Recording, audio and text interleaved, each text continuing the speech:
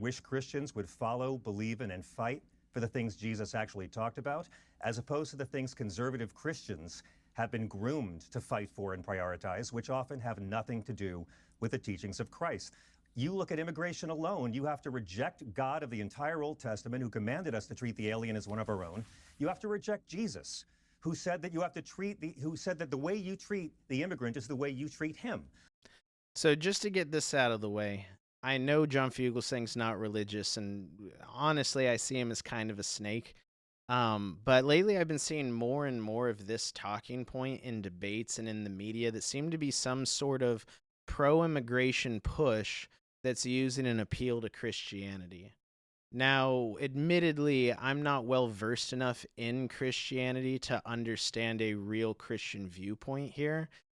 So I actually genuinely have a couple of questions that I would like to find a real Christian perspective on.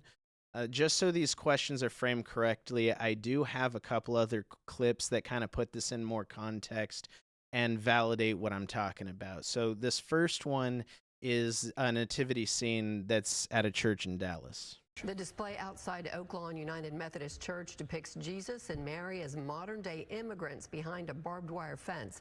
Fox 4's Stephen Dial has reaction.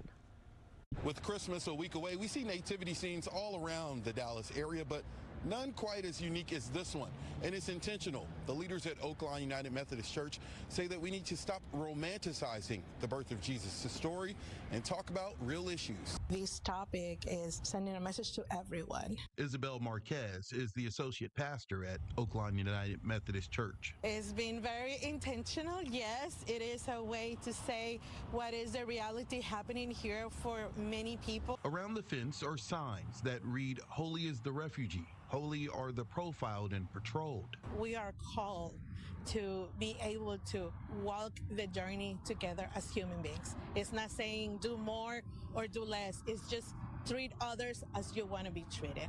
Inside the church, another intentional message reading, "ICE was here," asking where are Mary, Joseph, and Jesus. So I know that painting the steps of the church the pride colors isn't in line with Christian values. Then you've got this seemingly risky political statement art piece that's pro-immigration, and it's utilizing Jesus, Mary, and Joseph, so it seems kind of inorganic and ill-advised. And I'm sure a lot of Christians out there are like, these freaking Methodists, right? But then you have this police chief in Minneapolis.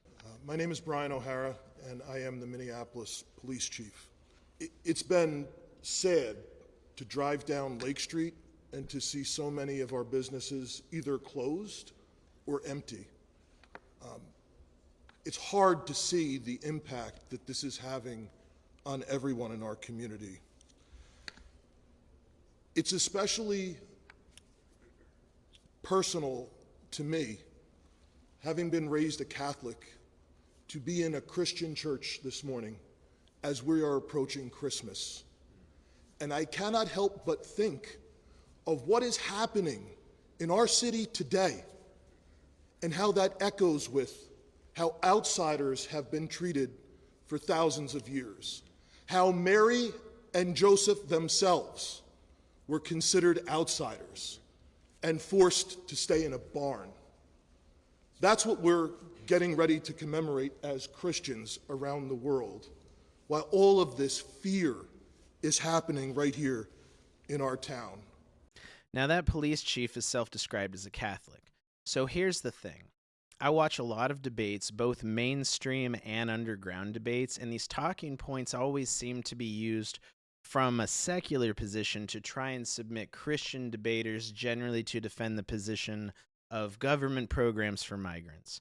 Didn't Jesus say to care for the sick, care for the foreigner, care for your neighbor? Why aren't you being a good Christian, this and that? Which is technically true. Those messages are in the Bible, but that got me thinking over the last couple days about two moral questions.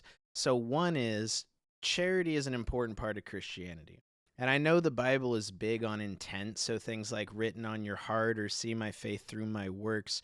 But if your money is taken from you by the government in order to dispense it to the migrants, does the government then rob you of your charitable intent? Like, if you don't have a say in the matter, gun to your head, you're forced to give your money and the government spreads it around. is that in line with Christian ethics? Is that the same thing? Second question is, if you were to go back to biblical times, I assume that towns and cities aren't really that big. So for some poor family to wander from one town to another, I would assume that their cultures are not that dissimilar, same language, similar societal systems. Poor families here and there aren't going to stress the economy or create any major societal changes. So charity actually makes a lot of sense there, would be great in a situation like that. But in the events of government-sponsored mass migration, where the government can take large groups of people with different languages, customs, societal customs, cultures, and simply fill up a block next door, does that stress the system to the point that charity doesn't have a similar effect, or maybe stresses the resources in the American families to where charity then becomes unsustainable or simply can't solve a now overwhelming problem? The reason why I'm asking these questions is because, again, these are generally secularist talking points, and now I'm seeing them regularly pushed from self described Christians, so it just doesn't seem natural to me. So, yeah, let me know.